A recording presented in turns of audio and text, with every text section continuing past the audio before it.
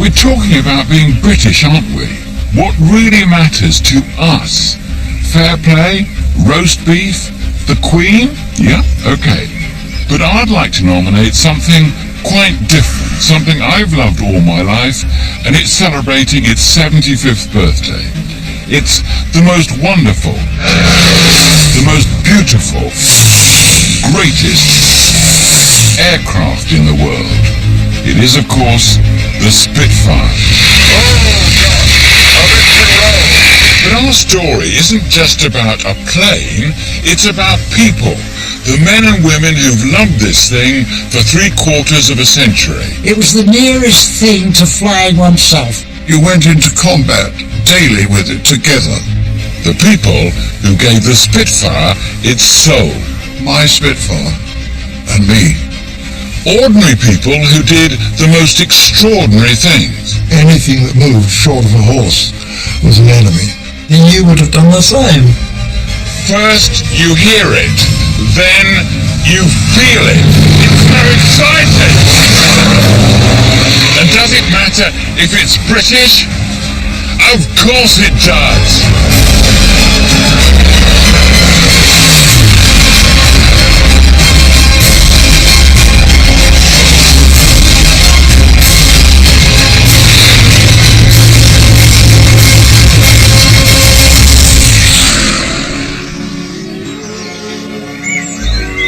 I've come here to meet a legend, a British dream machine built by a golden generation.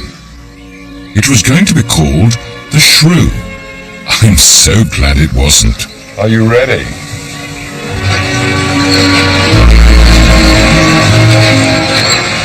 Fantastic. There it is, the Spitfire.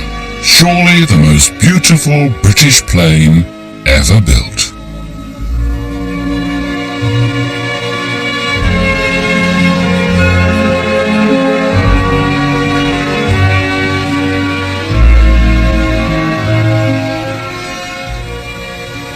The Spitfire looks so beautiful because it was designed for a purpose, a brutal purpose. Brutal and absolutely straightforward and horrible. It had to go at great speed and then bring all the force of its machine guns and cannon onto the enemy aircraft. The key point about the Spitfire, as far as I'm concerned, is it's got this absolute purity of design, and that's why it's so beautiful. But beauty is only skin deep. I want to get to the heart of the Spitfire story, and this particular Mark 9 Spitfire is going to be my guide. I want to tell the story about this particular Spitfire, the MH434. What did it do in the war? Where did it fly to? And who flew it? And what about all those people whose lives were changed by the Spitfire? The tens of thousands of people who not only liked this plane, they loved it.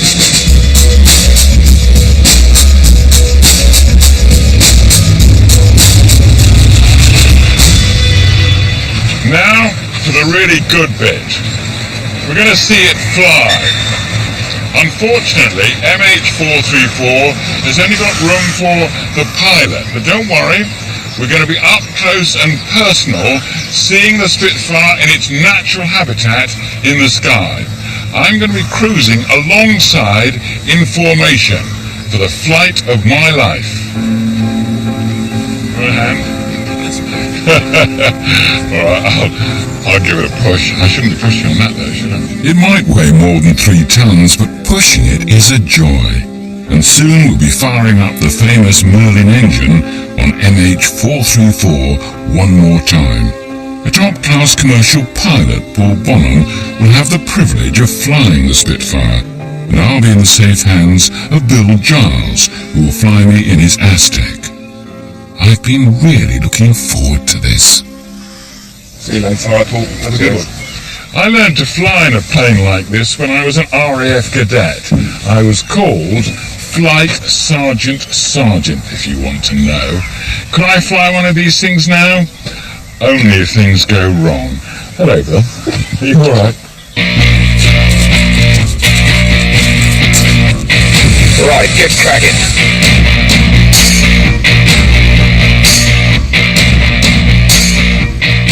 Prepare for a great journey into the past. We're going back to Spitfire, Britain, following the story of one plane, our plane, MH434, as it roars back to some of its wartime haunts. First, we're heading west to the Castle Bromwich factory, where our plane was built in 1943. Then we're off to Hornchurch in Essex, where MH434 took off over 90 times to defend Britain against the Luftwaffe. We'll soar over parts of the most stunning coastline to revisit this Spitfire's battlefield in the sky. And best of all, we'll be meeting some incredible people. The few remaining voices from Generation Spitfire.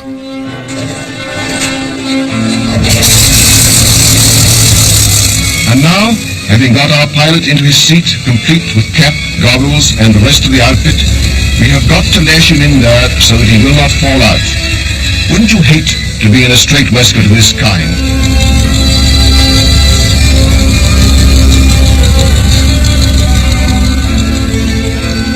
More than 20,000 of these iconic planes took off from British bases during the Second World War.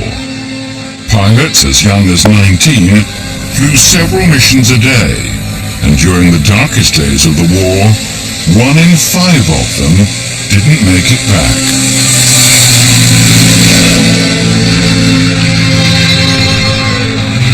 Now to take off.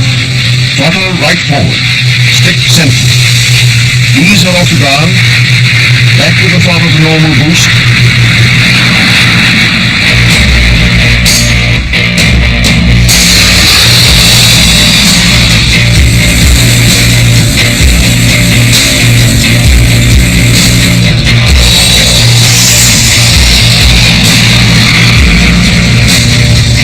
Oh, I can see it now.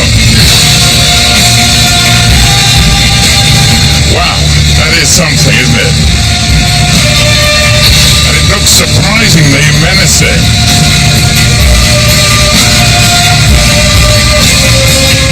It looks like there's a shark with wings on. Blimey. Oh, it looks terrific. It really does. That's right, enjoying your trip. Absolutely fantastic. You look marvellous. I don't mean you personally, but you and the plane. No, I think I'm just a spare time. I think the aeroplane is the best thing. This is what it'd be like if you were in the Messerschmitt and the Spitfire started to come in and attack you. I can't see anything now. I think I'd have already been shot down if this was in real life. I can't see him. Where is he? Where is that Spitfire? I'm sure he was somewhere.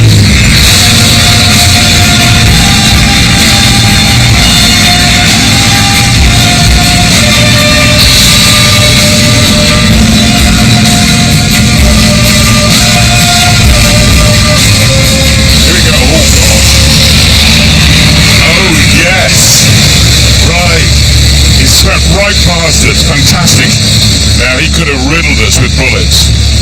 I bet he would have wanted to, but anyway, we've tried to say no to that. But isn't that wonderful? That's where you want to see a Spitfire, don't you? In the sky, not on the ground, not in some museum, flying there in the sky where it should do. It might look old-fashioned now, but the Spitfire was the very latest in the Second World War, and our model, the Mark 9, was the best of the lot. Its top speed was over 400 miles an hour. It could operate at higher than 40,000 feet. Its two 20mm cannons and 4 machine guns were fierce enough to bring down the mightiest planes in the Luftwaffe's arsenal. The stakes couldn't have been higher. Tens of thousands of British civilians and hundreds of fighter pilots were killed during the war. it wasn't only the RAF who believed in the Spitfire. It was flown by nearly all Allied air forces. Hello Paul, it's John Sargent here. Well done, brilliant flying. Thanks John. Do you think we're a bit old-fashioned, or do you think that, you're the old-fashioned plane? Yeah, this is a beautiful machine. It's, as I said before, it's a work of art, and I'm flying very well. Right, so we're not too far from Birmingham now where we want to be. It's so easy to get caught up in the excitement this plane generates. But as the West Midlands spread out below us, it's time to re-engage with our mission. We're now right over the factory in Castle Bromwich that produced half the Spitfires in the war. But on the 13th of August 1943, one particular Spitfire was built there, and that's ours, the MH434. So it's a great homecoming.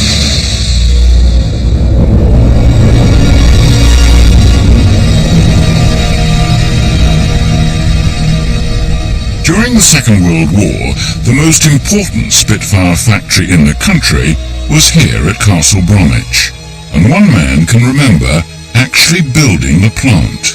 His name is Eddie Fox. Our job as engineers was to make and build the production lines so that you could make Spitfire aircraft. We're going to show me around, are you? Yep. Today, this is a state-of-the-art car factory. When Eddie arrived here for the first time, over 70 years ago, it was an empty shell, but he and his team soon created an efficient production line. When MH434 was built in August 1943, it was one of 300 Spitfires completed that month. Not bad for a man in his early 20s. How many Spitfires altogether did you end up building here? I think it was about 12,000. And that's more than any other factory in the country. Oh yes, yeah.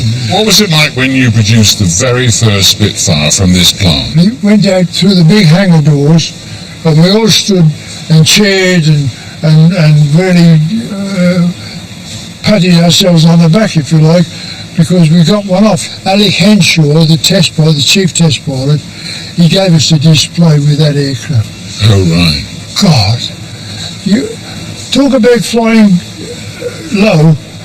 We never took our heads off, I don't know, but he really threw that Spitfire around, and that also gave us a great warm feeling knowing that that was the first one that had come off the production line, and he did everything that Alec Henshaw wanted it to do, By 1943, nearly 16,000 people were working round the clock here, building Spitfires and other aircraft. Nearly half of them were women. With on-the-job training and no shortage of work, people flocked here. Catherine de Gregorio was just 16 when she arrived from County Limerick in Ireland. She was working in the tool room when MH434 was built. Coming from a little village and then come over here to a big place, and to think you're going to build Spitfires, I can't explain the feeling, you sort of think to yourself you're in a dream, it's not real, but of course it was real. It was good, it was very good, and the people were lovely. People were all very cheerful and carrying on, helping each other along. It was such a delicate thing to sort of put all them bits together and see what comes at the end of it. Give you a lift, I think, I helped to build that. I used to feel quite proud. I think we took part in it all, yes. Catherine didn't think she was building a legend. Nobody thought that, but she knew that her work was vital. She was determined to do her bit, and that certainly deserves a salute from one of her planes. Oh, yes. Brilliant, Paul. Well done. Okay, Paul, that was amazing, wasn't it? Going back to see the factory where your Spitfire was built. It is nice to take your back home. Eddie and Catherine's stories show the passion people felt for their plane. It's amazing how many people found themselves caught up in the whole Spitfire story. One of the people who lived here during the Second World War was June Eastlake, and she was just a little girl when her whole life was turned upside down by the war. During the war, June's family lived just a few miles from the factory at Castle Bromwich. The Spitfire factory was one of the first factories that was targeted. So you remember it? Yes, yeah. And what was it like? Absolutely dreadful. I wouldn't wish it on anyone.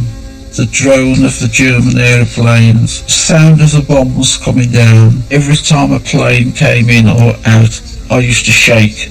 How much did you understand of what was going on? I can remember standing there waiting our turn to be let out of this shelter, and it looked as though the world was on fire. My dad was a fire watcher.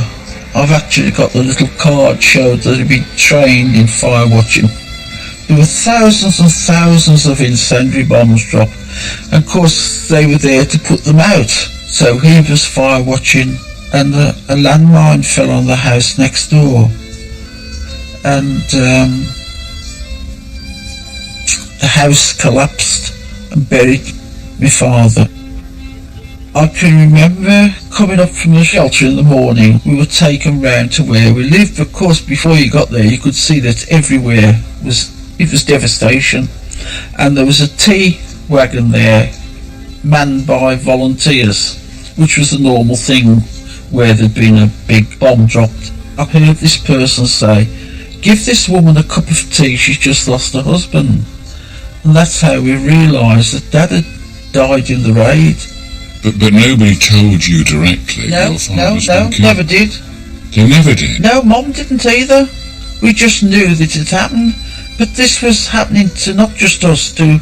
It was the norm, and you accepted it, strangely enough. But that's what an extraordinary way of knowing something that was going to change your whole life. My dad died on the 17th of May. But in March, 2 months before, we all went to photographers in the city centre, and there was Mum and Dad and the 4 children. We all had our photograph taken as a family group. That's the photograph there. Pass it over and I'll show you. Yeah. That's my dad. He was only 33. So this is the last photograph? It's the only family photograph we have. Where are you? I'm at the back with the sticky out hair. Yeah. I was 8. I love that photograph. I carry one with me, a small one in my purse. You carry it with you all the time? Yeah, it's in my purse, yes. Yeah.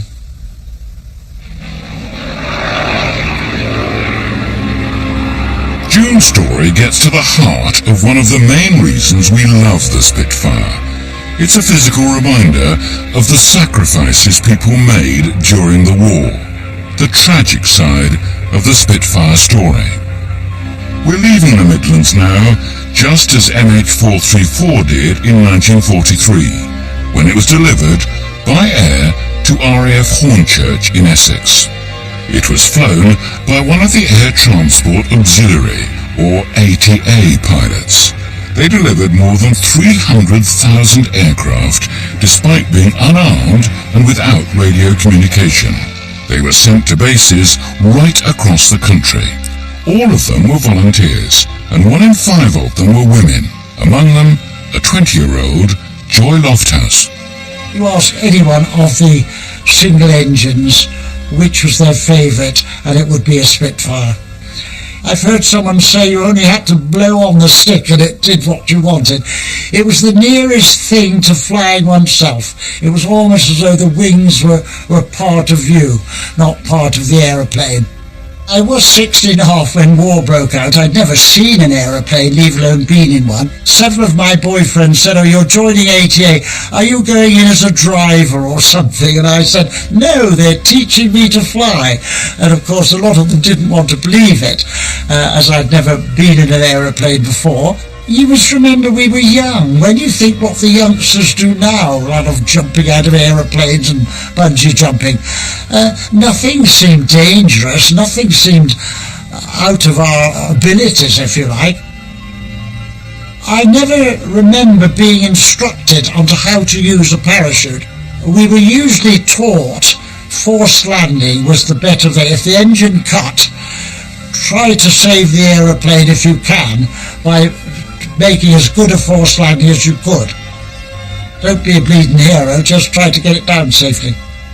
If you knew you were near an American airfield, you would always choose that, partly because they were full of admiration for us flying, and the food was better in the mess, you got a good lunch, and also they would take you to the PX, which was their equivalent of Maffei, their shop.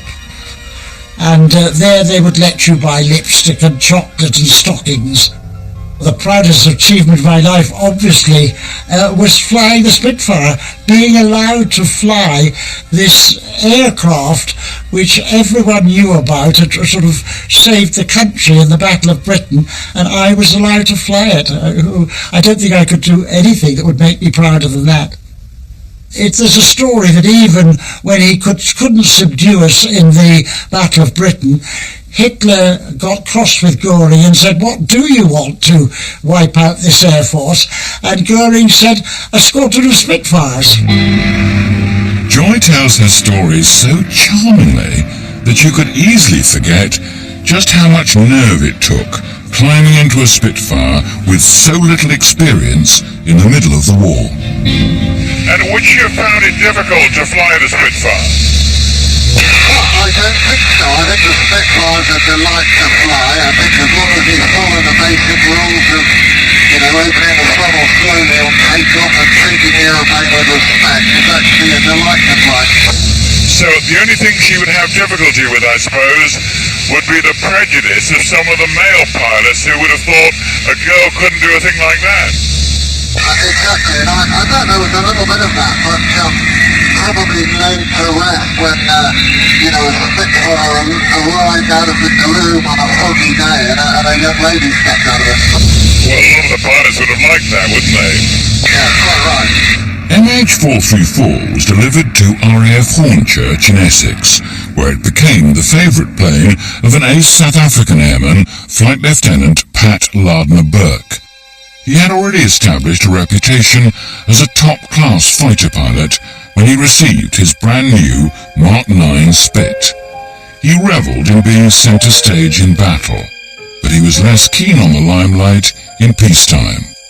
Remarkably, his children are only finding out now, 40 years after his death, what an extraordinary man their father was. When did you first see all the stuff that your father had? Was probably only about 2 months ago. Really? Well, I've always known that it's been in the family, but my mother, as good a hoarder as she was, she generally had all of this stuff was boxed up and kept in the attic. This is an amazing treasure trove, isn't it? What is this? Well, I think here you have got the seat for the Spitfire, and this is the parachute, named as Squadron Leader Lardner-Burke, so it's written on ready it. to go. So you would have been flying Spitfires at that time. You have to look after that, right. We've got his boots, haven't we? The flying boots, I understand the idea of these was that the fur part was detachable, so that they could actually, if they were shot down over the continent, they would detach this part of the boot, or the top part, so that they could then just walk out and pretend that they were a French civilian, possibly. And walk their way to Switzerland if they were lucky. Yes. Yeah. Now this is the famous helmet. This is what we all know helmet, about. yes. When we think of a Spitfire pilot, we think of them wearing one of these. Well, I can promise you this is original. Yeah, the goggles. The goggles, the oxygen mask. What's it like for you seeing this equipment that your father had? It has reignited our father's memory. That's your dad there, isn't it? It is, yes. That is Natal Squadron, Treble 2 Squadron, based at Hornchurch, and he would have been flying 434. So these would be his flying friends, and that's him. Looks as if he's alongside a Spitfire, doesn't it? It does, yes. That's certainly him. This is the 222 Squadron. And where is he in the picture? Sitting on the front row, seated with, seems to have the squadron dog in front of him. Squadron dog, seems keen on dog. He does, yes. Yeah. We never saw any of that in later life. Do you wish you could have asked him about the war when you knew him? I would say that we actually spoke very little about it, if at all. He certainly wasn't going to start discussing the war with his young children, so very, very little. He died when I was 14, so I do feel that perhaps we'd have if I was a little older and, we'd have had a pint of beer in a pub, I think maybe we could have spoken about it, but as we were children, it was never discussed.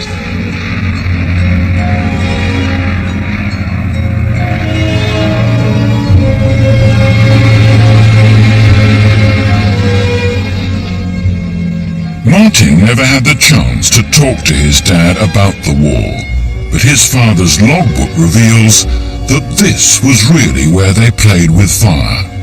The English Channel. Our Spitfire marshalled the skies over this strip of sea. It provided cover for Allied bombers heading for German targets in France.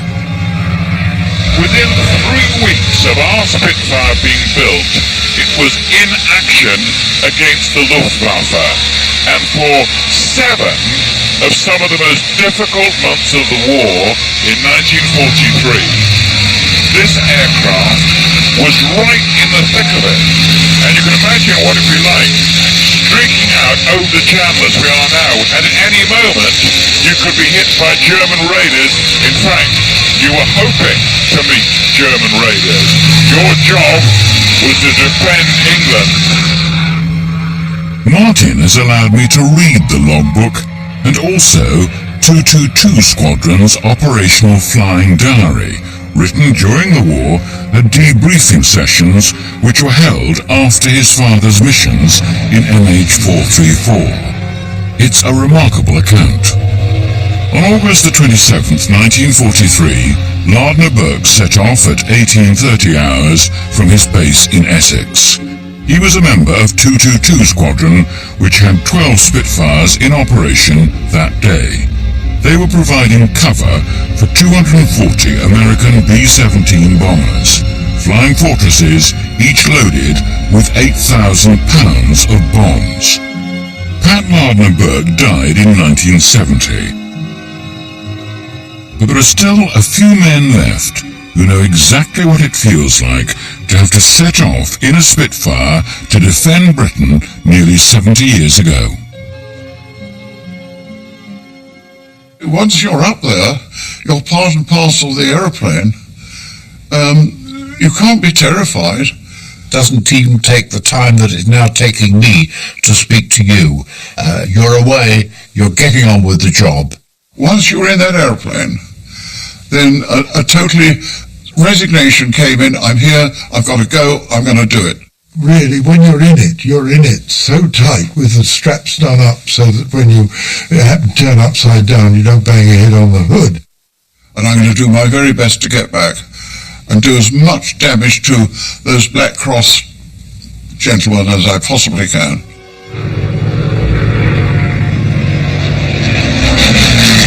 They crossed the Kent coast and then joined the bombers over the Channel. They went over the French coast at Bec near Calais. They then turned north and hit very heavy flak. 2 of the planes were hit and 7 of the airmen were reported to have bailed out. Flak is just a shell that explodes at a certain height. And they used to get our height, absolutely. The bomber crews had to just stay in position. They had to take anything that was going. I admired them immensely. We were defending this country against the King's enemies. And we knew, anybody who thought at all would know that the effort that was being put in by the Germans and the Luftwaffe, they weren't doing it for fun. They weren't doing that for fun. And we had to stop them. That was the important thing. Not whether Jim shot down 10 and Bill shot down 1 and poor old Sid didn't get any. It didn't matter who shot down what. It never worried me. It never worried me. But what was important was that these Germans were up to no good and they had to be stopped.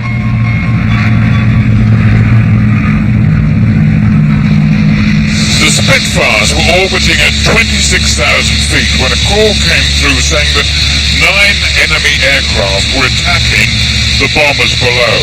The 222 Squadron, led by Wing Commander Compton, swooped down to attack the loose formation of German FW-190s.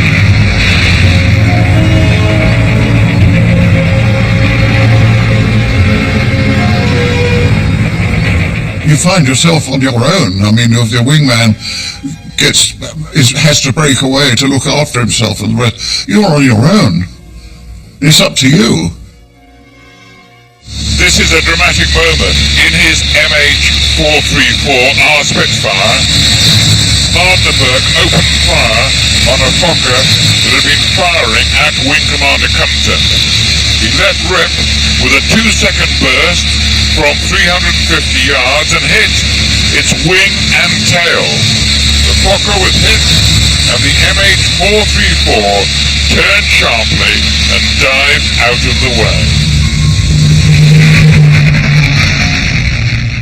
And it was just like a swarm of bees, or everything going round and round and round. Don't stand around looking and thinking, where is everybody? Before you do that, chuck it around.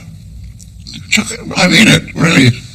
Vicious. Not in any flying manual that his instructor would tell you to do.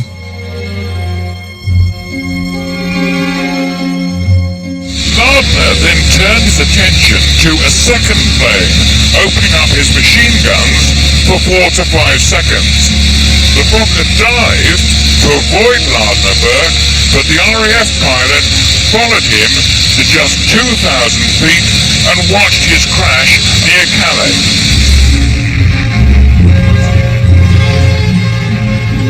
So MH-434 had a good start to its campaign and then headed home to its operational base at RAF Hornchurch.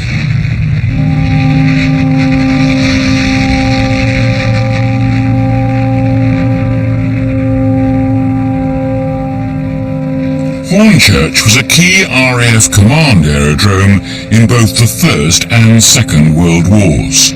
The local people were used to living with the dangers of an airbase.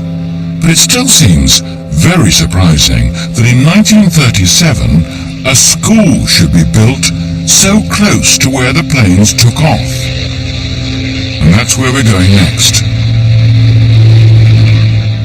That school and its pupils are still keenly aware of their close link with the Second World War. What do you think about the Spitfire? It's fast, yeah. Very maneuverable. It's very maneuverable, yeah. What else have we got? Wait a minute. It's what? Very cool. Very cool. Yeah. It's on our badge. And where is it on the badge? Oh, right, there's on the badge, yeah. Okay, so Spitfire, your favourite plane? Yes. That's the right answer. These children are almost as enthusiastic about the Spitfire as I was when I was their age. They're crazy about the old plane. They may remember it fondly, but the 900 or so kids that went to school here in 1943 lived with it daily, and the pilots were their heroes. All of which makes what happened on March the 24th of that year so poignant. Jim Ring was in class on that morning. He was just 9 years old. Our teacher, Miss Culling, was up at the blackboard, and we heard this awful noise, and it got louder, much louder, and we just yelled to the teacher, "Get down, miss," and we all dived under our desks. The sound Jim could hear was a Spitfire heading straight for his classroom.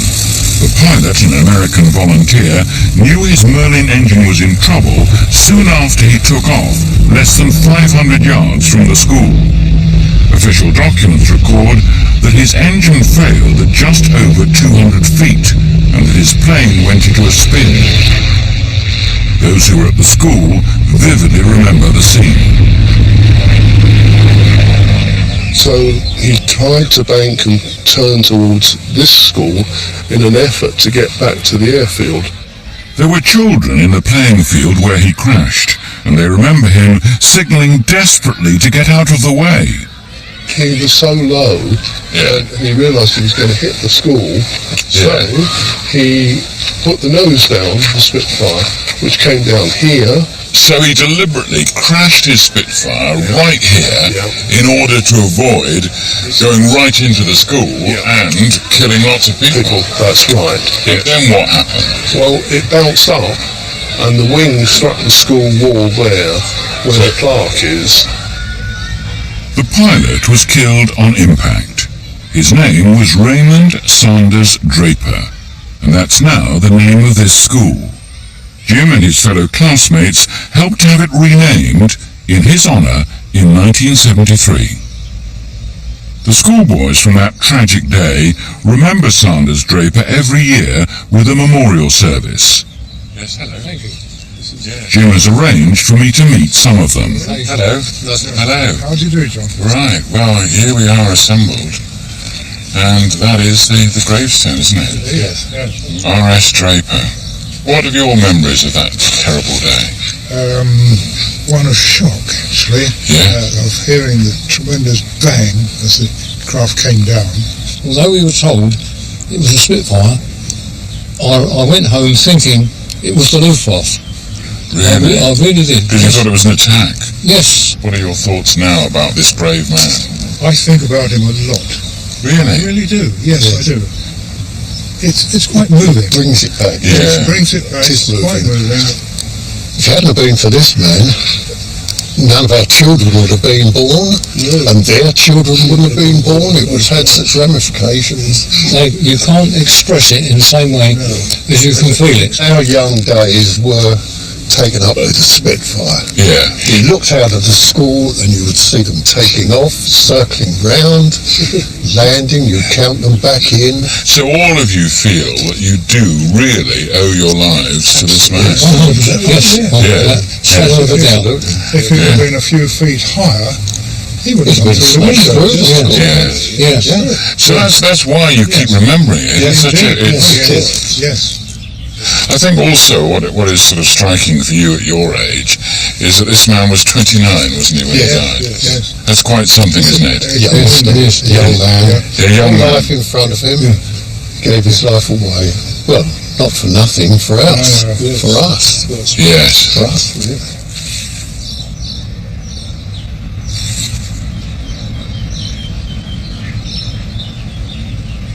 That's the true spirit of the Spitfire, isn't it?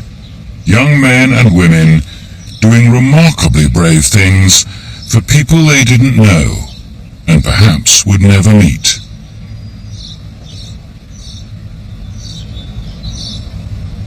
Jim and his fellow classmates certainly haven't forgotten.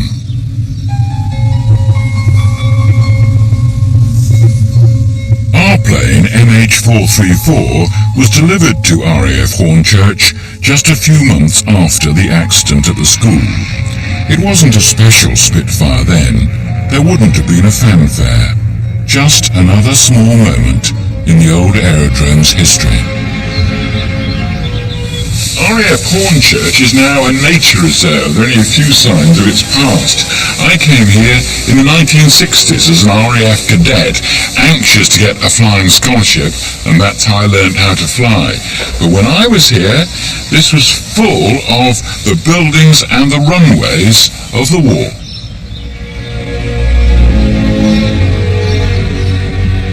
Like many aerodromes around London, air raids were common, especially in the late summer of 1940.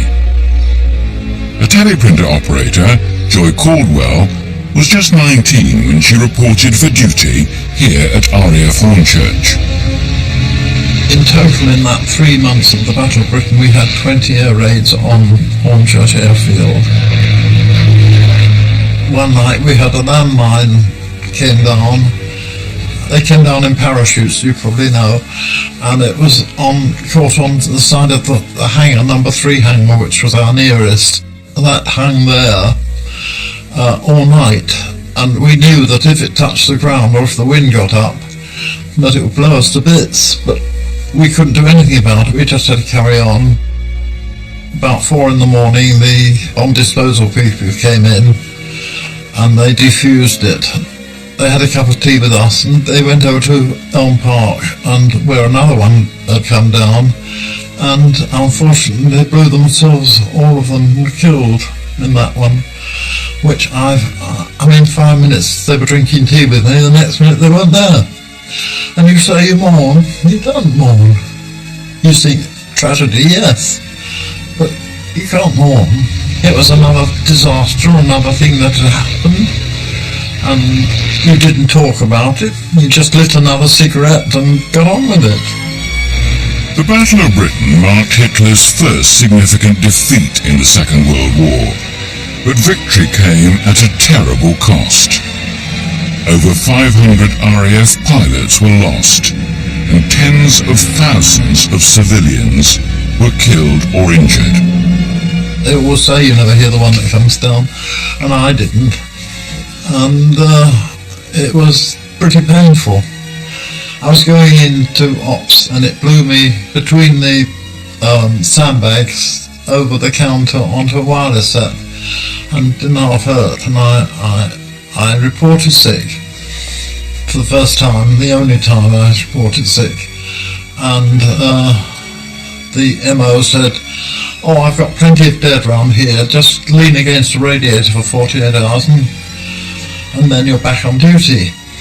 And what they didn't know was that I'd fractured my back.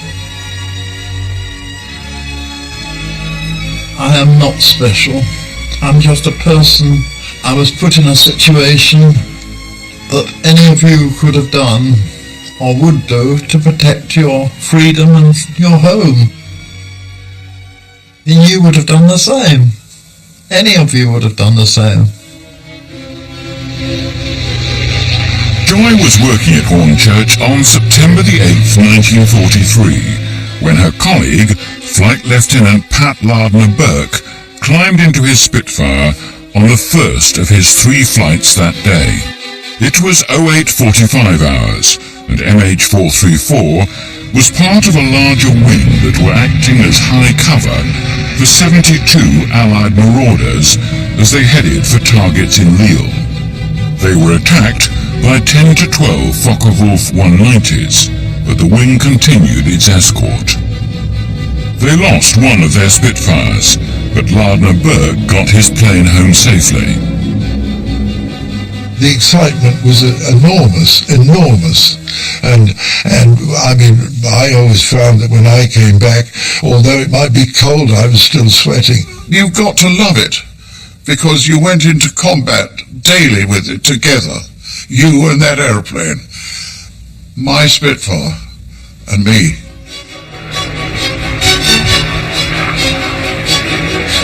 At 13:45, Lardner and his plane were back in the sky again, this time providing cover for 12 Venturas on their way to Abbeville.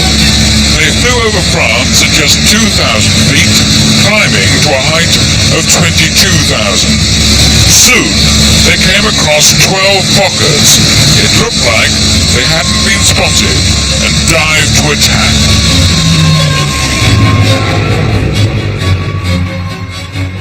He would have to be very sharp. This was all happening in short seconds with lots of your colleagues around you in formation all joining together to do something. You are worrying about the guys that you're flying with, the operation that you're on, whether you're going to do the right thing, whether you're going to make a mistake, whether you're going to come home with the same number of people. Another 3 or 4 minutes and it had all disappeared and you're by yourself.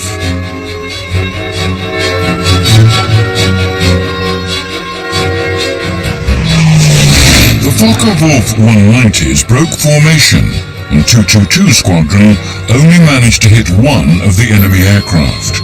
Lardner-Burke was back in Hornchurch just after 3 o'clock. You watched the Spitfires being refueled, rearmed, bullet holes patched, everybody working like mad, and then the phone would go, and you think, God, this is a quick one, we've only been on the deck an hour and a half, 2 hours, and off you'd go again. You would be exhausted, but you had a certain sort of feeling of unity with the others in your squadron. They were an amazing bunch of guys. You should have met them. Just before 6 in the evening, 222 Squadron spotted 12 Messerschmitt 109s. Lardner Burke and another 222 pilot opened fire, and black smoke was seen bellowing from the plane. Lardner Burke broke to the left, allowing the other pilot to fire for 14 seconds. The Messerschmitt ploughed into the ground at 500 miles an hour.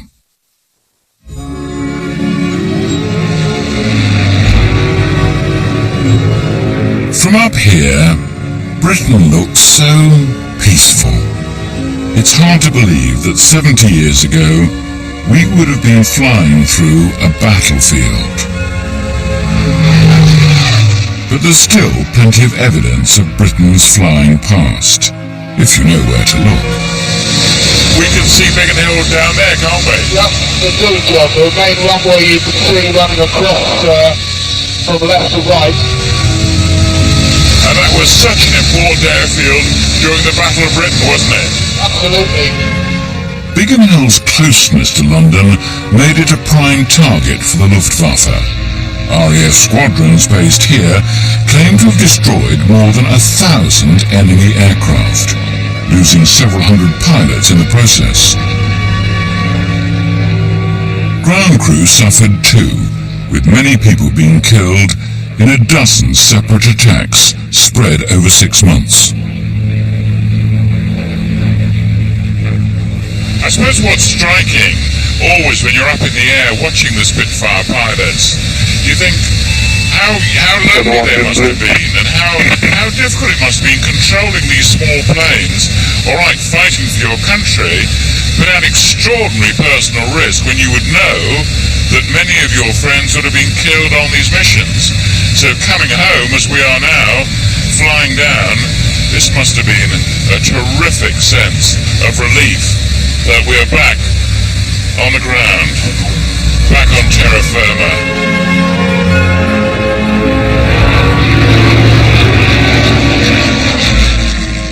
But sometimes it's easy to forget that for every Spitfire pilot in the air, there was always someone on the ground, anxiously waiting to see if they would come home. Flight Lieutenant Pat Lardner Burke's son, Martin, has found some letters from his mother that reveal the extraordinary demands made, not just on the pilots, but also on their families. We've actually only just unearthed these very recently, a couple of days ago. Credit to my mother here, I mean, she's a wonderful, wonderful hoarder. On Sunday afternoon I went down to Hornchurch, Sundays being the day in which females are allowed onto the premises. Pat is expected to have the afternoon off, but when I arrived he was away on an unexpected sweep, so the adjutant met me with the squadron car. Pat arrived back at about 4 and we then had tea and sat on the lawn. At 6 o'clock they went off on another sweep. I managed to get down to the aerodrome and then watched all 26 Spitfires take off. It was a marvellous sight. And 26 Spitfires took off, and she just sat on the lawn. Yeah. And these guys would, the wives and the girlfriends would just sit there and hope that 26 got counted back again. They were away for 1.5 hours, and then we watched them all come back again. But they had to just wait. Well, you imagine having a tea party and suddenly all the partners take off, and you just don't know if they're coming back, do you? No. Do you feel you know him? Do you feel closer to him now, perhaps? I actually do, yes. Yeah. And your feelings about him? Well, still my father. We knew him when we were young. I mean, it's a bit tricky. That's not one I can really answer because my feelings are for my father. But pride? Oh, there is pride, yes. A lot of pride? Yes.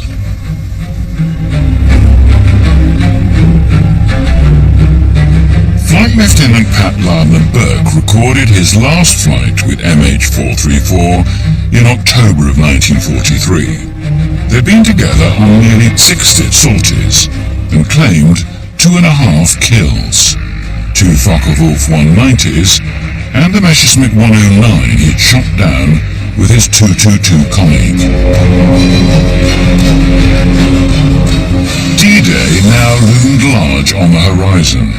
It was the ultimate call to arms, a vital part of the Spitfire story.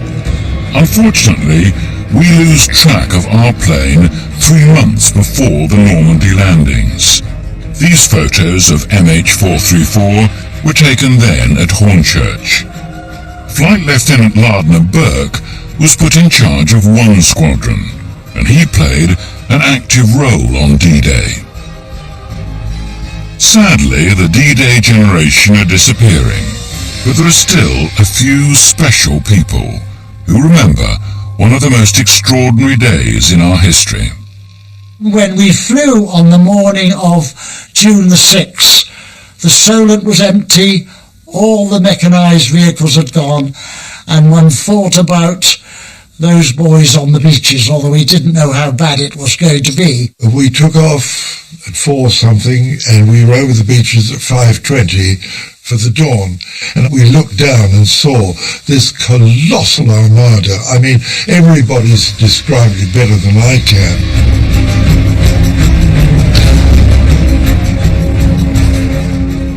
I do believe that in World War II, a Spitfire pilot's role was an extremely important one, and obviously the landings in D-Day and the need for protection to our thousands of ships and the men who went across was a vital protective element. The sea was just littered with ships. The Navy were there with several of the captured French battleships as well, and they were all firing up into the air, mainly at us.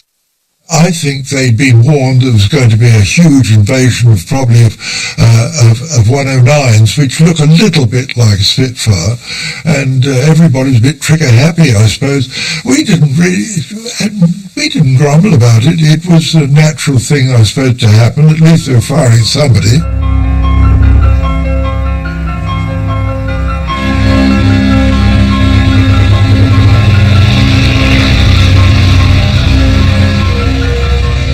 The Spitfire story has so many elements. Sacrifice, bravery, even glamour. The British people loved the Spitfire. It's a romance of a kind, but I don't think any Spitfire love story can beat this one. Engineer Joe and truck driver Betty, or Butch to her friends, met working on Spitfires during the war. If there's 3 things concerned in this story, it's Betty, Joe and the Spitfire. Their love story began in a hangar at Biggin Hill in 1943. Joe was standing on the wing of the plane. A plane like this? Yes, and of course they were all cheeky. Were they? Oh yes. I looked at her and I thought, I wonder. You wonder what? She's the best looking lot in that bunch. I wonder if I got a chance with her. Right. And I obviously had, because I think she said something like it, but a lot ruder. Did you really? Can you remember that? I think it was a bit saucy. Go on, tell us. You can tell us now. We're ready for And it. if you don't, I will. you say so. She says I'm having some of that. Did you really? Goodness me, I mean, this is shocking, She's only isn't it? 22, you know. We were both 22 then. So before you knew where you were going to dances together? Yes. Well, we were both mad on dancing. Right. Absolutely mad on Like dancing. you. Joe and Betty's friendship blossomed in the dance halls in and around London. The night of dancing the foxtrot, the waltz and the rumba provided them and other servicemen and women with a brief respite from the realities of the war. But as Joe and Betty grew closer, there was one reality they could not escape from. We had feelings for each other, but Bet had informed me. She says, look, I am engaged.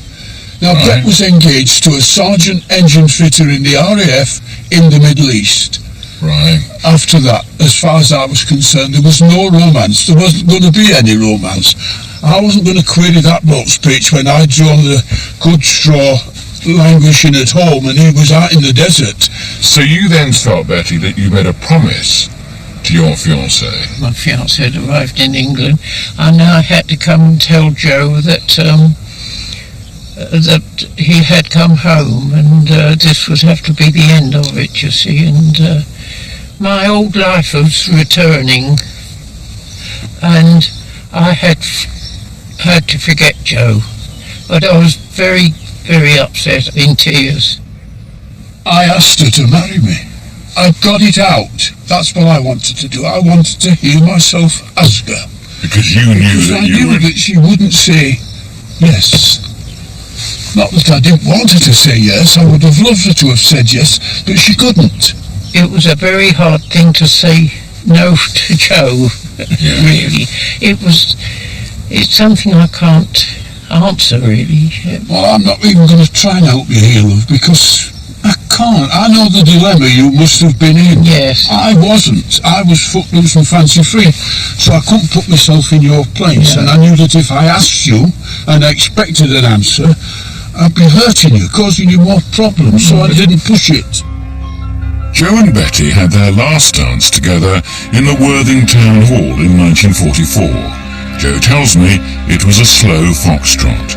Betty married her fiancé, and Joe also settled down and started a family. In 2004, now both widowed, Betty was watching the telly when, there on the screen, she recognised an old friend, talking about his beloved Spitfire. Soon afterwards, they spoke to each other for the first time in 60 years. Once again, some of that old Spitfire magic had brought Joe and Betty together. I knew that we must meet, we must see each other again to see if there was still a light. And she met me at Chichester Station, and to me she looked like the same lass I'd said cheerio to 60 years ago. Really? Yes. What did you think about him? Well, he had the same voice, a little grey, but just the same old Joe. We went about like we used to when we were 22. We'd even old bloody hands people used to look at us gone out, you know. But it's very hard to explain, John, very hard. Yeah. It was there, wasn't it, love? And it still is. Yes. I think, really, we get on better in a way because we have more time together rather than just under a bloody Spitfire wing or in a dispersal hut or in some snuggy little dance hall somewhere. We're our own people now. We're living it that way, the way we would have done had we got married in the times we met. These last 7 years have been wonderful. And you love each other, of course. We do. Well, there's that many ways of defining love, I don't know, but if it means do you want to be together all the time, yes, we do. Yes. Well, for me, that is the greatest love story ever told. The final scene in our Spitfire story. But surely endings don't always have to be cut and dried. We've left some loose ends. What about our plane, MH434? You might have thought its fighting days were over when World War II ended, but they weren't. It flew for the Royal Dutch Air Force, crash landing in the Dutch East Indies in 1947, and then moved to the Belgian Air Force, before returning to Britain in the 1950s. The Spitfire. It's 75 years since the first one flew, and they're now more beautiful than ever. The pilots who fly them say there's nothing better. But we can't just leave it like that. It's time for former Cadet Sergeant to have a go. And here's my new best friend, a Spitfire with room for two. Oh, this is the moment. And we're taking off. Wow.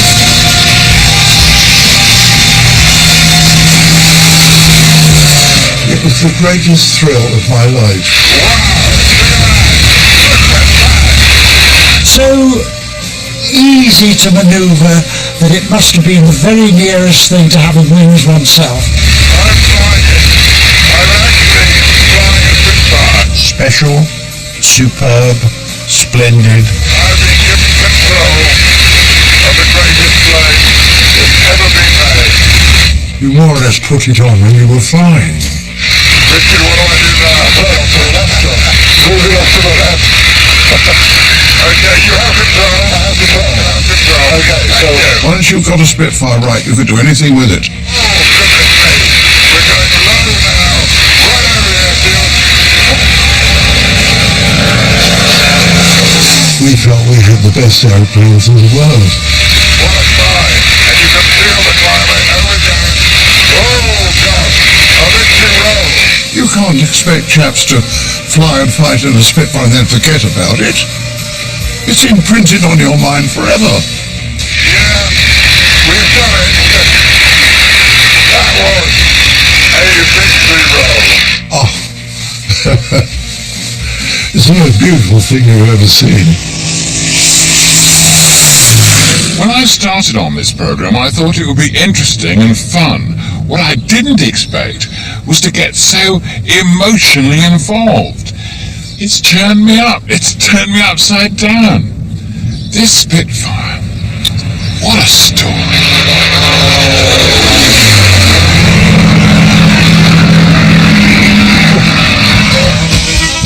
Happy birthday, Spitfire. Many happy returns. The story of one of Britain's youngest Spitfire pilots here on BBC HD at 10:30 tonight in First Light. That's coming up after QI next.